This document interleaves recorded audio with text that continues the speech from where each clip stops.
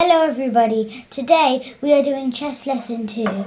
So last time we pawn and the knight.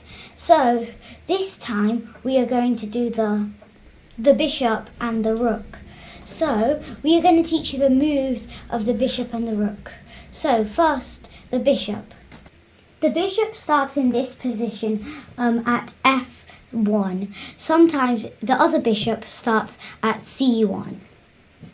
The bishop can go diagonal any way, or like this.